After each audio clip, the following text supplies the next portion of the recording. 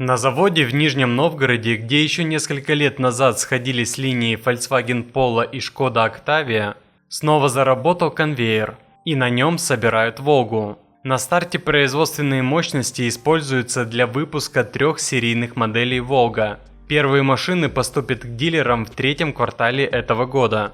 Для многих россиян это новость с особым привкусом. Слово «Волга» не просто название автомобиля. Это часть коллективной памяти. Черные 21-е у чиновников, белые такси в советских городах, запах кожаного салона и звук тяжелой двери. Бренд, который умер в начале 2000-х и, казалось, навсегда ушел в историю. Но история сделала круг. Чтобы оценить нынешнее возрождение, важно понять, через что прошел бренд за последние 20 лет. В декабре 2005 года о смерти легендарного бренда заявил Олег Дерипаска. Холдинг, контролировавший ГАЗ, решил отказаться от выпуска «Волги» и вообще легковых автомобилей, полностью сосредоточившись на производстве «Газелей». Попытка возродить марку с моделью «Волга Сайбер», по сути перелицованный Chrysler Sebring, провалилась. С 2008 по 2010 год на ГАЗе собрали менее 9000 автомобилей. После 2022 года российский авторынок изменился радикально. Volkswagen, Skoda, Renault, Toyota – все они ушли или существенно сократили присутствие. Освободились заводы, площадки, конвейеры. Одновременно государство взяло курс на поддержку отечественных брендов.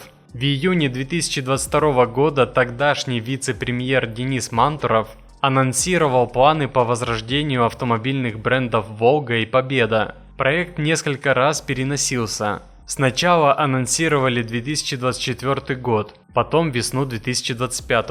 Менялись партнеры, менялись модели, менялась концепция. Впервые новые автомобили под брендом «Волга» показали 21 мая 2024 года в Нижнем Новгороде на выставке «Цифровая индустрия промышленной России». На тот момент в линейку вошли 3 автомобиля: седан D-класса C40, кроссовер C-класса K30 и внедорожник D-класса K40 на базе моделей китайского автоконцерна Чанган. Сотрудничество с Чанган развития не получило.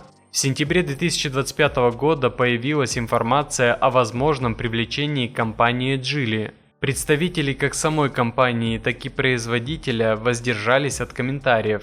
Но когда в марте 2026 года показали первую серийную модель, все стало очевидным. Главная новинка Volga K50 позиционируется как кроссовер D-класса, выполненный в европейской стилистике. Длина автомобиля 4770 мм, ширина 1895 мм, колесная база 2845 мм.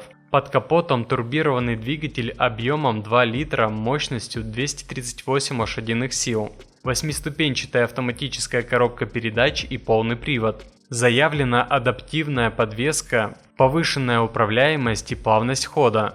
По оснащению весьма богато для российского рынка.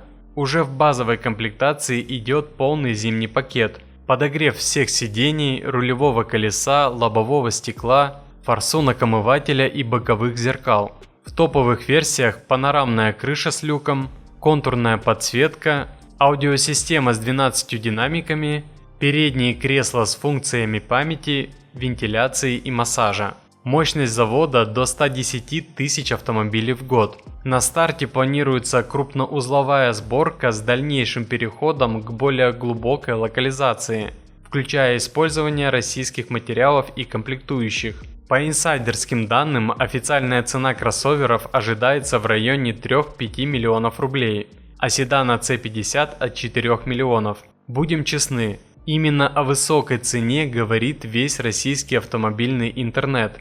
И разговор обоснованный. Рынок перенасыщен китайскими автомобилями от 2 до 3 миллионов. Выпускайте что-то от 1 до 1,5 миллионов. Если нет возможностей, то и не нужно браться за этот проект. Новая Volga K50 представляет собой копию китайского кроссовера Geely Manjaro с измененным дизайном решетки радиатора и шильдиками. Согласно сертифицированным документам, Волга К-50 полностью наследует габариты и техническую начинку Geely Mojdaro. Из различий: на Волге установлены оригинальные 19 или 20-дюймовые диски, а также логотип марки спереди, сзади и на руле. На этом отличия заканчиваются.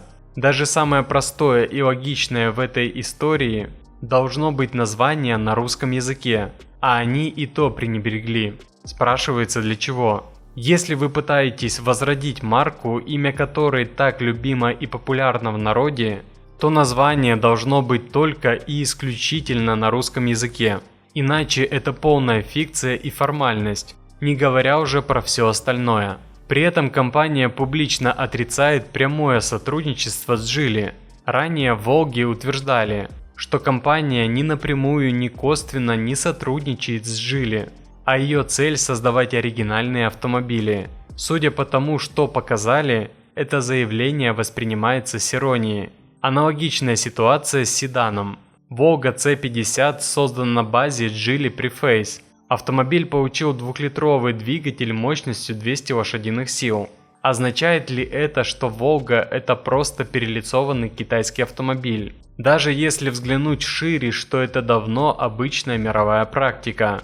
Toyota Hilux и Volkswagen Amarok делятся платформами. Nissan Navara и Mercedes-Benz X-Class были фактически одним автомобилем. Многие автомобили в десятках стран строятся на иностранных платформах. Вопрос не только в том, чья платформа, но и в том, насколько глубока локализация, каков контроль качества и есть ли у бренда собственный путь развития. Заявляет, что в производстве Волги будут применяться технологии, которые ранее использовались при выпуске Volkswagen Polo и Škody Octavia, в чем я сомневаюсь. Но прежде чем мы разберемся с этим, короткая пауза. Если вы смотрите наш канал впервые и вам интересен честный разговор про российский автопром без рекламы, подпишитесь, кнопка внизу. Это займет секунду, а новые выпуски будут приходить сами. Этот завод прожил 3 совершенно разные жизни, и каждая отражала свое время. Акт 1. Эпоха газа. Горьковский автомобильный завод начал выпускать легковые автомобили еще в советское время. Волга ГАЗ-21, ГАЗ-24, ГАЗ-31. Машины, которые знал каждый советский человек. Потом пришли 90-е. Производство сокращалось, рынок менялся. Акт 2. Немецкая глава. В 2011 году на площадке в Нижнем Новгороде ГАЗ заключил соглашение о контрактной сборке с Volkswagen Group. Здесь выпускали Volkswagen Jetta, Škodu Octavia, Yeti, Kodiaq. Немецкие стандарты качества, немецкое оборудование, немецкая культура производства. В 2022 году Volkswagen вынужденно объявил о прекращении производства в России. Было расторгнуто соглашение о контрактной сборке. ГАЗ начал судебную тяжбу с Volkswagen Group, требуя взыскать убытки. Однако стороны в итоге достигли мирового соглашения. Акт 3. Возвращение Волги. Завод, где немцы оставили свое оборудование и свои стандарты, теперь переклеивают шильдики одного из самых узнаваемых отечественных брендов. Символизм трудно переоценить. Модельная линейка Волги на старте будет состоять из 2 кроссоверов и седана. Флагман уже представленный К-50, D-класс на базе Geely Mojdaro. Следом семейный кроссовер C-класса Волга К-40 и седан D-класса Волга C-50. Седан создан на базе Geely Preface и получит 2-литровый двигатель мощностью 200 лошадиных сил. По сути, перед нами попытка занять сегмент, который раньше держали европейские марки. 7-местный кроссовер среднего класса и представительский седан. Именно те категории, которые после ухода Volkswagen, Škoda и Peugeot образовали самую болезненную пустоту на российском рынке. Но эти сегменты уже давно заполнили китайские автопроизводители. Представители марки сообщили, что раскрытие подробностей о комплектациях и ценах состоится ближе к началу поставок в дилерские центры. Параллельно идет активный набор персонала. Возрожденный автобренд Волга начал набор сотрудников в порядка 2000 мест. Строится дилерская сеть. Сами дилеры смотрят на проект осторожно. Рынок помнит историю с Москвичом, когда громкий запуск обернулся тихим провалом. Мнения разделились. Оптимисты указывают, платформа Geely Majora хорошо себя зарекомендовала. Этот кроссовер входит в топ-10 продаж в России. Проверенный мотор, надежная трансмиссия, известная база. При цене чуть ниже оригинального Majora спрос вполне реален. Скептики задают неудобные вопросы. Никакая новая Волга на ровном месте образоваться не может. Нормального завода нет. Есть старые стены, но нет всего остального. А завод это все-таки не стены, говорит один из экспертов рынка. Это не завод, а арендуемая площадка для сборки легковых авто у ГАЗа. Всего лишь один корпус в 4 этажа плюс стройгруппа и несколько складских и вспомогательных сараев. Там даже нет ни штамповки, ни литья, ни кузницы. Даже колеса не делают. О каком заводе идет речь? С таким же успехом можно собирать эти машины на колбасном заводе в Петряевке или в теплицах Доскина. На днях завод «Москвич» из-за низкого спроса отказался от выпуска флагманской модели «Москвич-5», прототипом которой выступал китайский «Джак». Цена оказалась более чем в 2 раза выше, чем на внутреннем китайском рынке. Это тревожный прецедент, похожий сценарий может повториться и с «Волгой».